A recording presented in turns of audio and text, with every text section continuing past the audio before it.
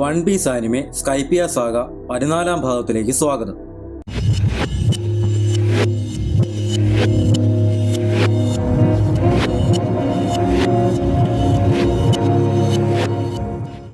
Upper യാർഡിലെ survival ഗെയിമിൽ നിന്നും ഒരാൾ പുറത്തായി. ഇനി 80 പേർ അവശേഷിക്കുന്നു. ഈ സമയം സ്ട്രോഹാറ്റുകളിലെ 4 പേർ സ്വർണവേട്ടയ്ക്കായി പുറപ്പെട്ടിരുന്നു. അവരുടെ ലക്ഷ്യം വലിയൊരളവ് സ്വർണം സ്ഥിതി ചെയ്യുന്ന പുരാതന നഗരത്തിന്റെ അവശേഷിപ്പുകളാണ്.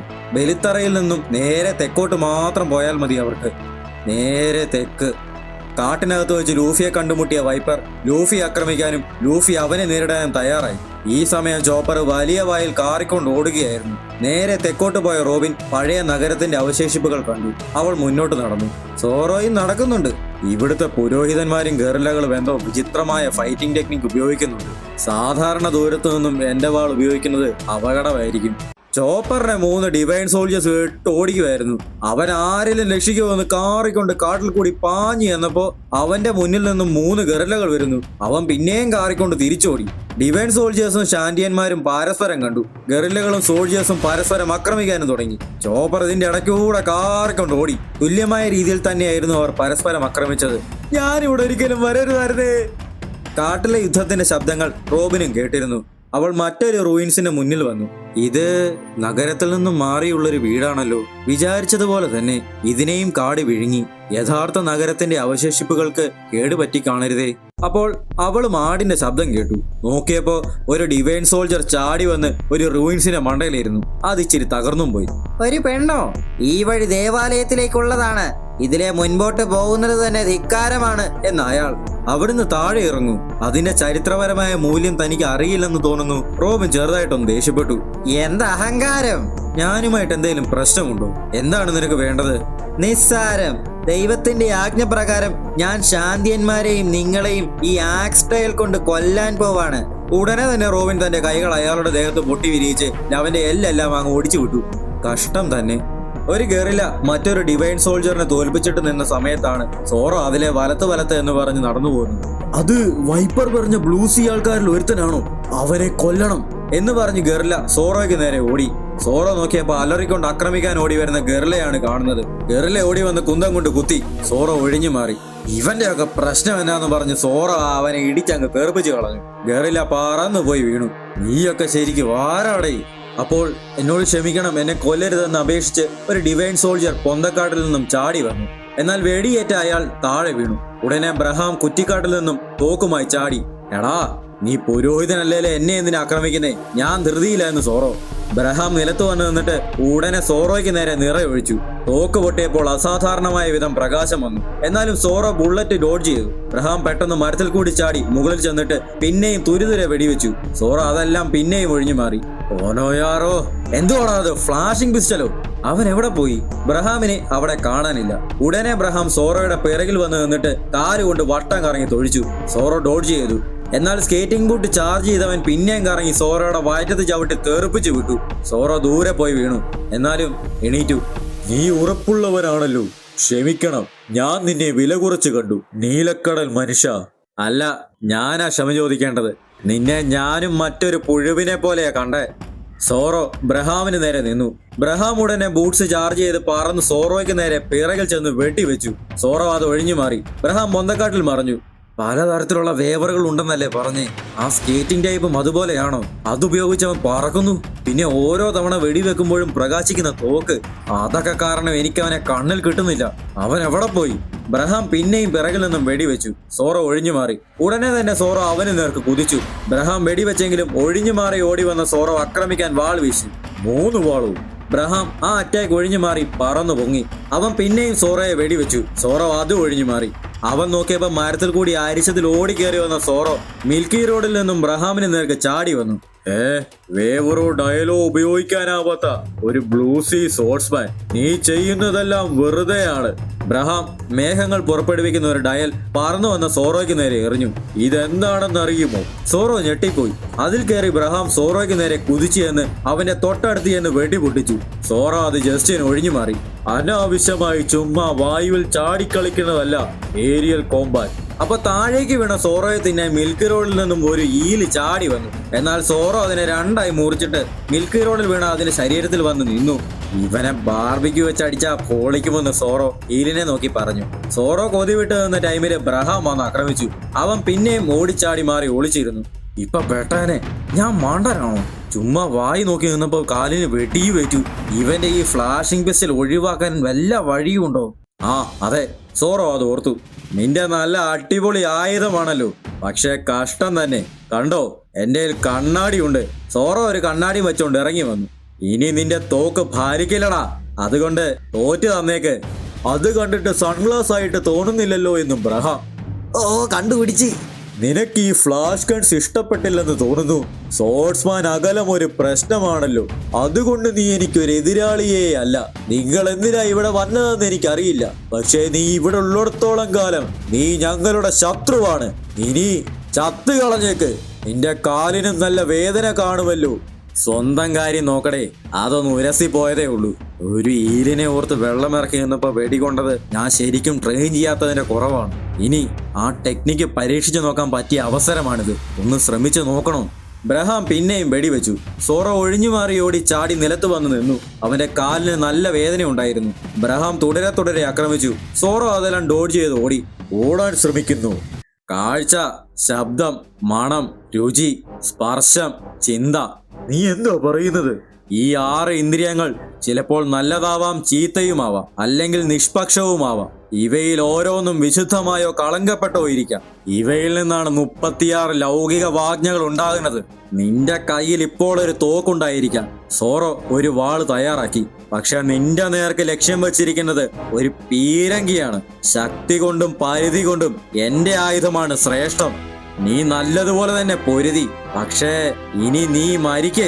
ബ്രഹാം ക്ലൗഡ് ഡയൽ താഴേക്കിട്ടിട്ട് അതിൽ കയറി സോറോയ്ക്ക് നേരെ കുതിച്ചു. പീരങ്കിയോ? നിനക്ക് ഭ്രാന്തായോ? എന്നിട്ട് നിന്റെ ആ ആയുധം എവിടെ? നിന്റെ കണ്ണ് തുറന്നു വെച്ചോ, ഞാനിപ്പ കാണിച്ചു തരാം. അസംബന്ധം എന്നലറി ബ്രഹാം ആക്രമിക്കാൻ കുതിച്ചു. ഇറ്റോറിയു.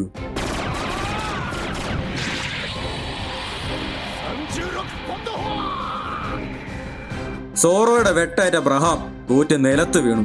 ക്ഷമിക്കണം, നീ കാരണമല്ല. പക്ഷേ ചാകാൻ പറയുമ്പോ പോയി ചാകുന്ന ടൈപ്പ് ആളല്ല ഞാൻ ഈ സർവൈവൽ ചാലഞ്ച് സ്വീകരിക്കുന്നു. ഈ സമയം ഗഡാറ്റ്സു കുറച്ച് ഗർലകളെ തോൽപ്പിച്ചിട്ട് നിൽപ്പായിരുന്നു. അപ്പൊ കരഞ്ഞോണ്ട് വരണ ചോപ്പറിന്റെ ശബ്ദം കേട്ടു. നാശം, എന്റെ ദിശാബോധം എല്ലാം പോയി.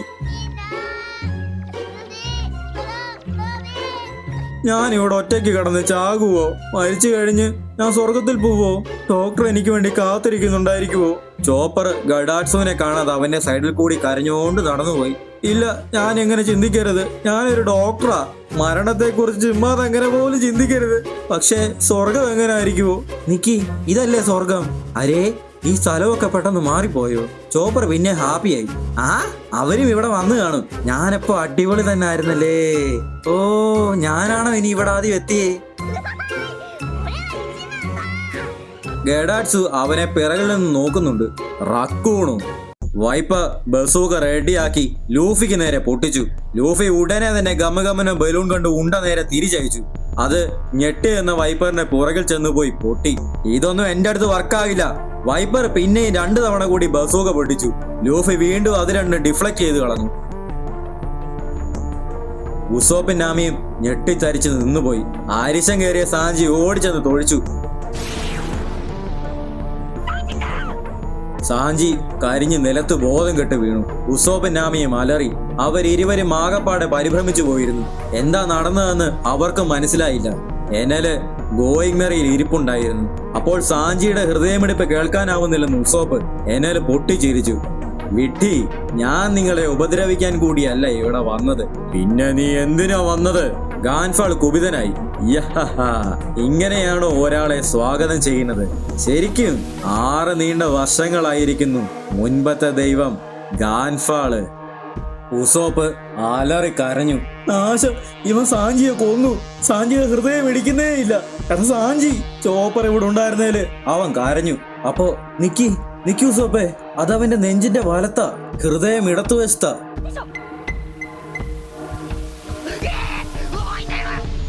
നന്നായി തിരിച്ചു വന്നു. പക്ഷെ ഇത് ഗുരുതരമായ പരിക്കാണെന്ന് നാമി. എനല് അപ്പോഴും അവിടെ ഉണ്ടായിരുന്നു. എനറ് കുപിതനാകേണ്ട ആവശ്യമില്ല. കുറെ നാളുകൾ കൂടിയല്ലേ നമ്മൾ കാണുന്നത്. ഒന്ന് ചിരിക്കേ ഗാൻഫാള്. അപ്പൊ ഉസോപ്പ് ധൈര്യം സംഭരിച്ച് വിറച്ച എനറുവിന് നേർക്ക് നിന്നിട്ട്, നീ എന്നാടാ സാഞ്ചിയെ ചെയ്തേ? ഇനി വല്ലതും ചെയ്താ എന്റെ 8000 ശിഷ്യന്മാര് വെറുതെ ഇരിക്കില്ല. നീ ഇപ്പൊ പോയാ ഞാൻ നിനക്ക് മാപ്പ് തരാം. എങ്ങനുണ്ട്? നാമി നോക്കിയിരിക്കെ പെട്ടെന്ന് എനൽ അപ്രത്യക്ഷനായി. എനറുവിന്റെ ദേഹത്ത് നിന്ന് കറണ്ടടിച്ച ഉസോപ്പും കരിഞ്ഞ് ബോധം പോയി താഴെ വീണു. എനലിന്റെ വിരലിൽ നിന്നും വൈദ്യുതി പ്രവഹിക്കുന്നുണ്ടായിരുന്നു. ശബ്ദിക്കാതിരുന്നാൽ ഞാനൊന്നും ചെയ്യില്ല, മനസ്സിലായോ? നാമി പേടിച്ച് വാ പൊത്തിക്കളഞ്ഞു. കൊള്ളാം, ഇയാൾ ആരാ? ഇവൻ എന്നെ ഇപ്പൊ ചെയ്തേ? നാമിക്ക് മനസ്സിലായില്ല. നിനക്കെന്താണ് വേണ്ടത്? ഗാൻഫാള് ചോദിച്ചു. ഞാൻ 6 വർഷം മുൻപ് ഇവിടെ വന്നപ്പോൾ തടങ്കലിലാക്കിയ നിന്റെ ഭടന്മാർ എനിക്ക് വേണ്ടി നല്ലതുപോലെ പണിയെടുക്കുന്നുണ്ട്.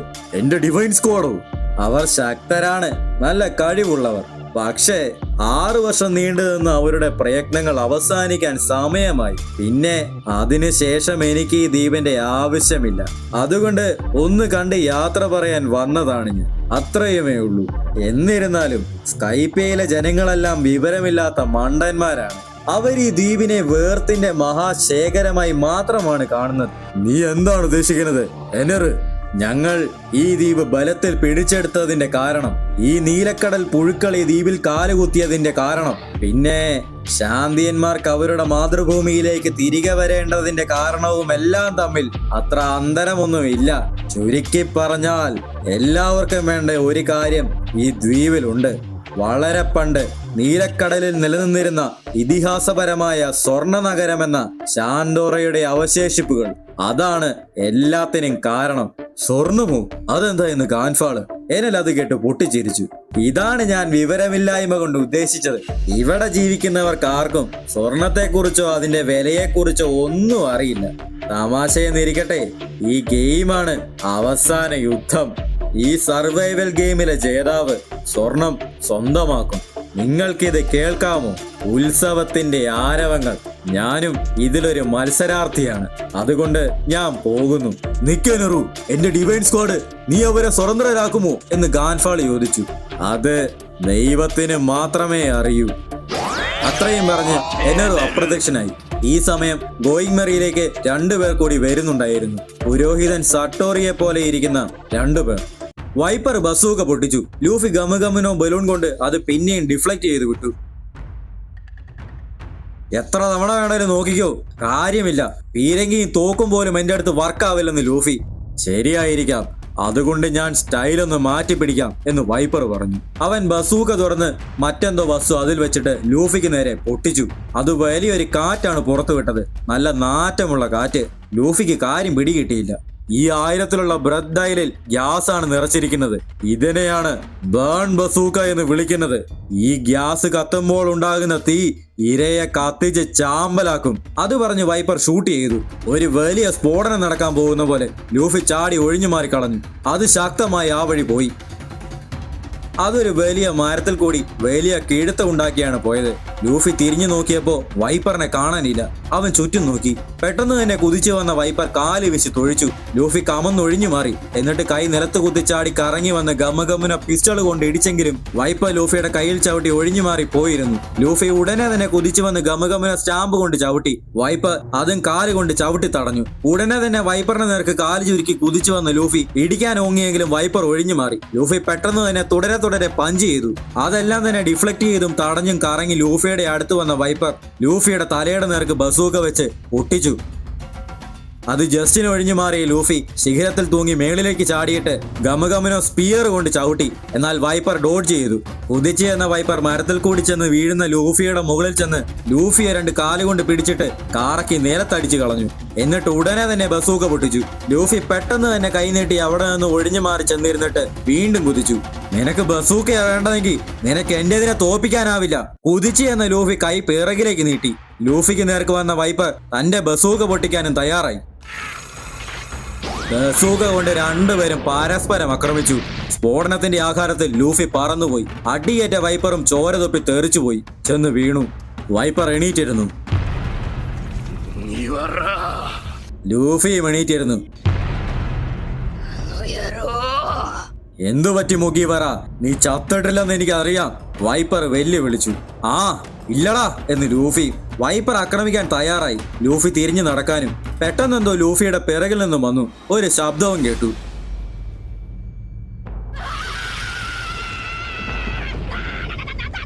ലൂഫി ഇതേ കാറിക്കൊണ്ട് ഒരു ഇരുണ്ട കുഴിക്കകത്തേക്ക് വീഴുന്നു. വൈപ്പറിന് കാര്യം മനസ്സിലായില്ല. അവൻ ഇത് എവിടെ പോയി? എന്താണേലും ഇവന്റെ പിറകെ പോയി കളയാൻ സമയമില്ല. എനിക്ക് കുറച്ച് ശക്തി ബാക്കി വെക്കണം. എന്നിട്ട് എനലിന്റെ അടുത്തെത്തണം. ഇനി ഒരിക്കൽ കൂടി റിജക്റ്റ് ഉപയോഗിച്ചാൽ എന്റെ ശരീരം ചിന്ന ഭിന്നമായേക്കാം. ഞാൻ വരുവാണ് എനറ്. ഈ സമയം ഗെൻബോ കുറച്ച് ഡിവൈൻ സോൾജേഴ്സിനെ തന്റെ പീരങ്കി കൊണ്ട് തോൽപ്പിച്ചിട്ട് നിൽപ്പായിരുന്നു. അപ്പോഴാണ് യാമ അവിടേക്ക് വരുന്നത്. നീ എന്റെ കുറെ ആൾക്കാരെ തോൽപ്പിച്ചല്ലോ ശാന്തിയൻ. നീ മെയിൻ ആളുകളിൽ ഒരുവൻ ഗെൻബോ അല്ലേ?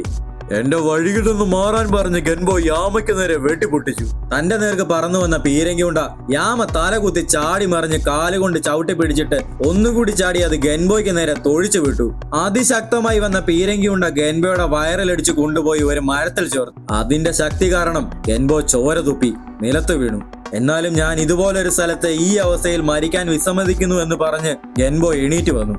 ഓ, നിനക്ക് ജീവനുണ്ടോ? കൊള്ളാം.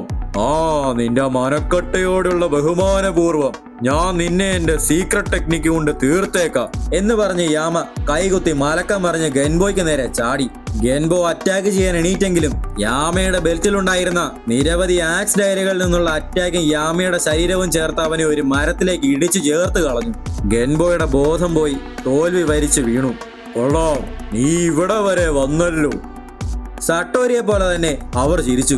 എന്താ, നിങ്ങൾ ആരാ? എന്താന്ന് ചോദിക്കല്ലേ, ഞങ്ങളാണ് ഡെപ്യൂട്ടി ഡിവൈൻ കമാൻഡേഴ്സ്. സട്ടോരിയെ പോലെ തന്നെ ചാടിക്കൊണ്ട് അവന്മാരും പറഞ്ഞു. ഞങ്ങളുടെ സഹോദരൻ സട്ടോരിയെ കൊല്ലാൻ നിങ്ങൾക്ക് എന്ത് ധൈര്യം വന്നു? എന്താ, എനിക്ക് നിങ്ങളുടെ ചേട്ടനെ ഒന്നും അറിയില്ല എന്ന് നാമി. മണ്ടൻ കളിക്കാതെ. എന്റെ പേര് ഹൊട്ടോരി. എന്റെ പേര് കൊട്ടോരി. നിങ്ങൾ ഞങ്ങളുടെ ചേട്ടനെ കൊന്നു. ഞാൻ പറഞ്ഞല്ലോ, നിങ്ങൾ എന്നാ പറയുന്നതെന്ന് എനിക്ക് അറിയില്ല എന്ന് നാമി. സട്ടോരി എനലിന്റെ ഒരു പുരോഹിതനായിരുന്നു. അവനായിരുന്നു ഇല്യൂഷൻ ഫോറസ്റ്റ് സംരക്ഷിച്ചിരുന്നത്. ഗാൻഫാൾ പറഞ്ഞു. അപ്പൊ ലൂഫി ഇവന്മാരും തോൽപ്പിച്ച പുരോഹിതൻ? അതെ, ഇവരുടെ ചേട്ടൻ. കണ്ടാ, നിങ്ങൾക്കറിയാം. ഇതിന് നിങ്ങൾ വില തരണം. ഉടനെ ഗാൻഫാൾ പിയറിനെ വിളിച്ചു. പിയർ ഗാൻഫാളിന്റെ ജാവലിന് അയാൾക്ക് ഇട്ടുകൊടുത്തു. ഇവരുടെ കാര്യം തീരുമാനമാക്കിയിട്ട് വേണം എനിക്ക് എനലിന്റെ അടുത്തേക്ക് പോകാൻ. എന്റെ ഭടന്മാരെ അയാൾ എന്ത് ചെയ്യുമെന്ന് പറയാനാവില്ല. നാമിയും തന്റെ ക്ലൈമാക്സ് എടുത്ത് ആക്രമിക്കാൻ തയ്യാറായി.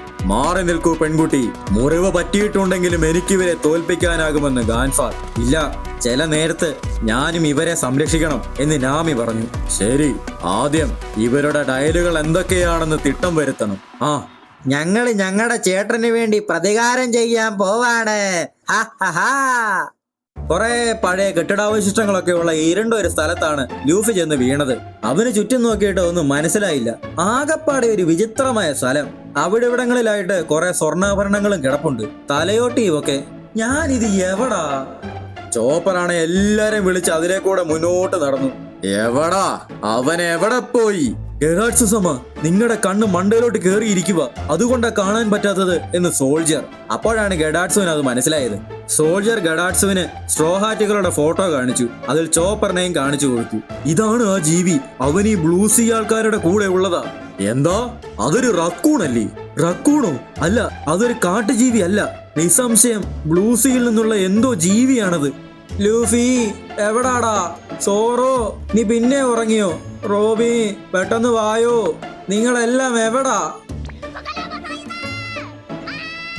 അവൻ അവിടെ നിന്നും എല്ലാവർക്കും വേണ്ടി വിളിച്ചു. അപ്പോൾ ഗഡാട്സു ചോപ്പറിന് തൊട്ട് പിറകിൽ വന്ന് നിന്നു. എവിടാ? അവൻ പിന്നെയും കണ്ണു മടക്കി വെച്ചേക്കുമായിരുന്നു. ചോപ്പർ തിരിഞ്ഞു നിന്നു. എന്നിട്ട് കമ്പ് കൊണ്ട് ഗഡാട്സുവിന്റെ മോന്തയിലൊന്ന് കുത്തി നോക്കി. എന്നിട്ട് പയ്യെ മൂക്കി കുത്തി. ഗഡാട്സു സൗണ്ട് ഉണ്ടാക്കി. ചോപ്പർ പോയി പേടിച്ച് ഒളിച്ചു കളഞ്ഞു. നീ എവിടെ പോയടാ? അയ്യേ, എന്ത് കുന്തമായത്!